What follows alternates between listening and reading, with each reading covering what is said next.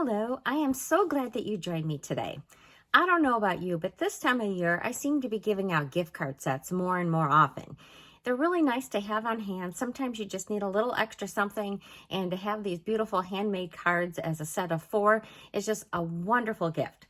So today I'm going to show you how to make some gift card sets featuring the Season of Chic bundle.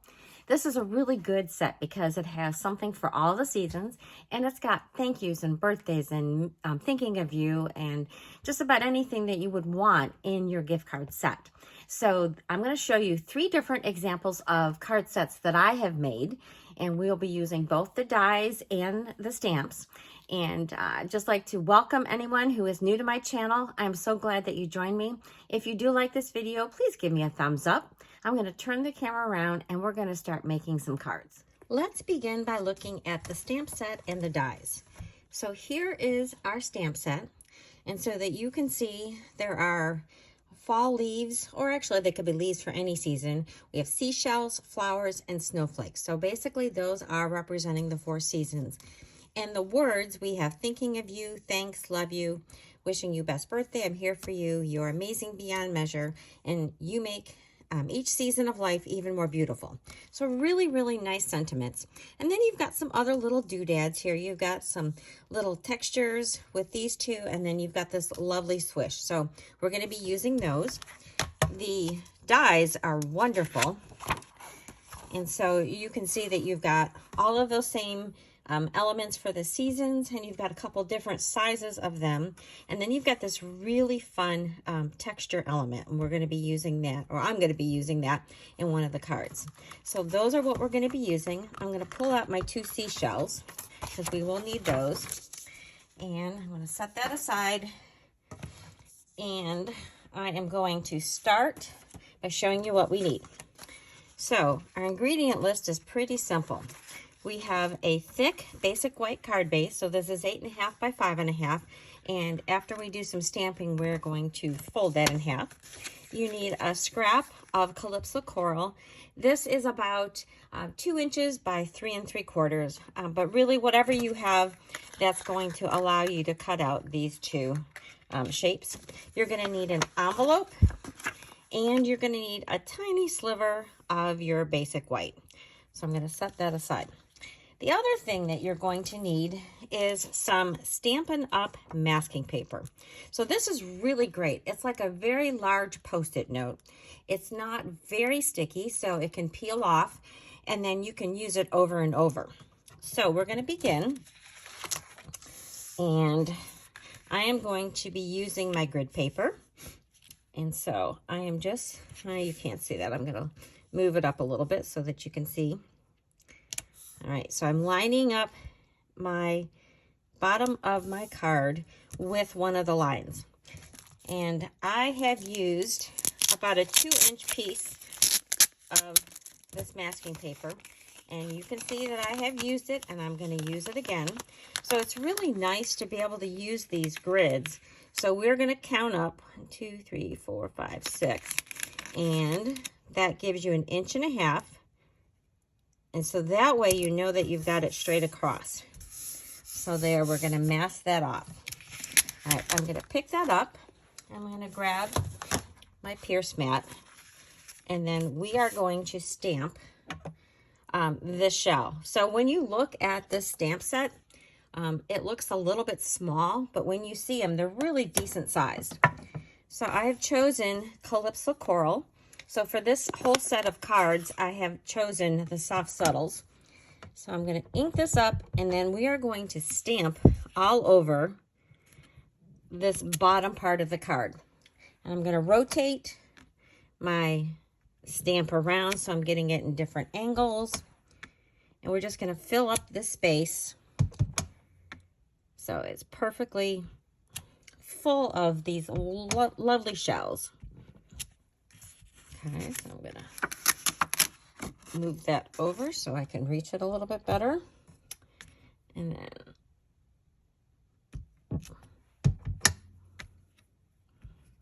almost done here.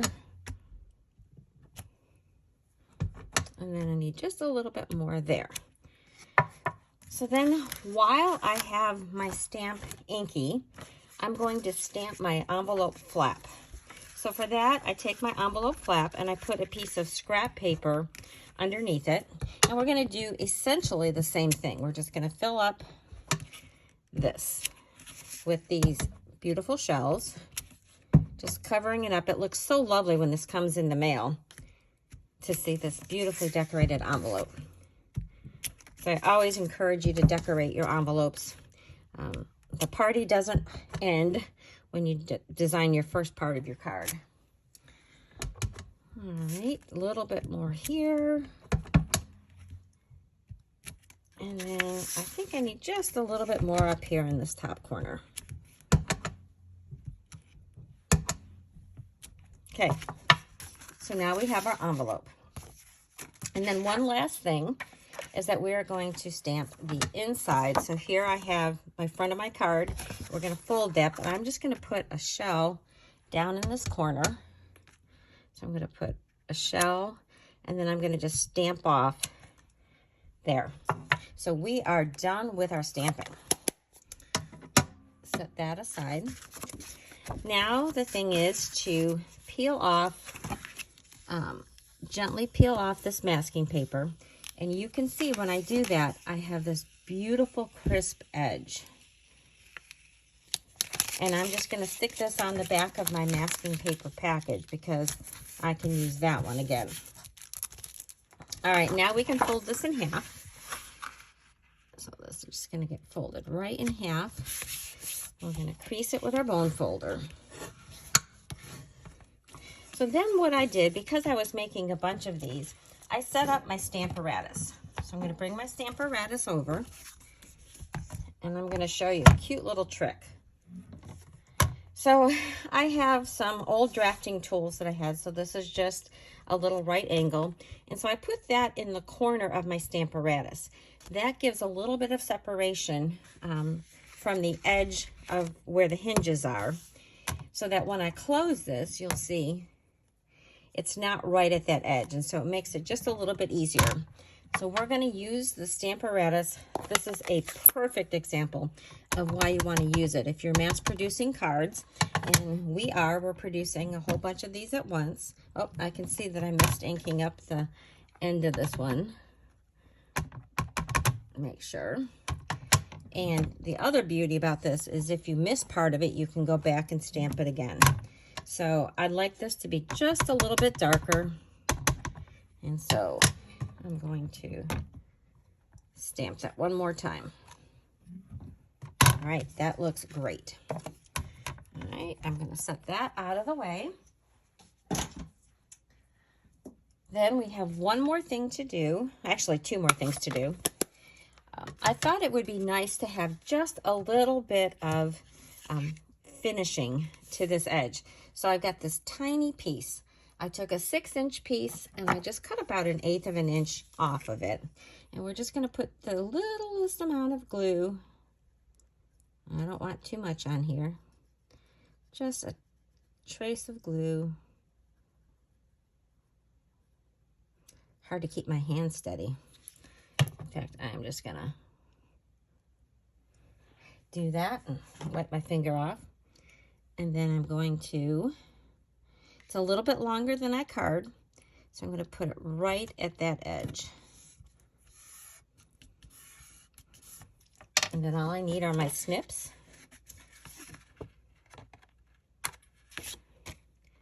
And we'll just trim that off. All right. Then the last thing we're going to need is this piece right here. We're going to cut out our 2 parts of our shell. So I'm going to go over to my Stampin' Cut and Emboss machine. I'll be right back. Here are our pieces. So I'm going to take and I'm going to add a little bit of glue. And we're going to layer these 2 pieces together. And I do try to get a little bit of glue on all these little bits here, just to hold them down. This is where my tiny little squeeze bottle of glue with the fine tip end would be really handy. I just didn't grab it, but you could certainly use that. All right, this is going to layer directly on top of this piece. So I'm going to hold this here. line that up. And then I'm going to turn it over and press it down. So this is going to go here. And of course, we are going to pop that up. So I've got my dimensionals here. If you don't know this, once you've used up all your hexagons, go ahead and cut up the edges. They're just as good as the hexagons. So use your full sheet of adhesives. So peel off my backing. And then stick that over there. So there is my card. And where did I do with the envelope? Here is our beautiful envelope to go with it. Now I have chosen not to put any of the sayings on the inside. I figured this one would be beautiful as is, but if you wanted to, you certainly could put in there, wishing you the best birthday ever, or thanks, or you're amazing beyond measure, or thinking of you, whatever sentiment you feel like. But I just left mine blank. So now let me show you the other colors, because this is the first of 4. So for the flower, I chose So Saffron. Isn't that just beautiful? And for the leaf, I did Pear Pizzazz. And then for the snowflake, I did Balmy Blue. So there we have our seasons in the soft, subtle colors. I thought those came out just lovely. But I have some other ideas for you. So my first set, I did mostly with die cuts. So here are the cards. So I chose that big graphic, I don't know, texture design, and I did that in white on all of them. And then I did all of my die cuts for my seasons in black, just to make a nice contrast. And then I used the punch. This is the 1 3/4 inch punch. And if you didn't realize it, it's back in our online exclusives. And then here is the seashells, the flowers, and then the leaves. So I did these in the brights. So we have Pacific Point. This is Mango Melody. This is Melon Mambo, and this is Coastal Cabana. So there is the second set, and this one is a birthday one. And so then I put You Make Each Season of Life Even More Beautiful on the inside, and stamp my leaves along the outside, also along the outside of my envelope. So that was the first set that I had made. And then the next set, I choose black paper. So here I used the swish. So I picked a couple colors that were complementary. So this is Coastal Cabana, and this is Sweet Sorbet. And then I did the leaf also in the Sweet Sorbet, and then stamped off for the second time. And I stamped thanks. So here is that one. On the inside, I just did the leaves down the side. And I put a couple leaves in the corner of the envelope. So there is that color. Here's my flowers, and I did that with, I think it was Fresh Freesia and Highland Heather. And this one where my snowflake was Coastal Cabana and Bermuda Bay. And then lastly, this is So Saffron and Mango Melody, I think, for this one.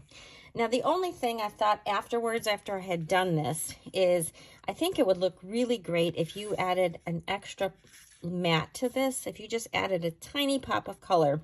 So this is I think it's a 2.5 by 4 inch piece.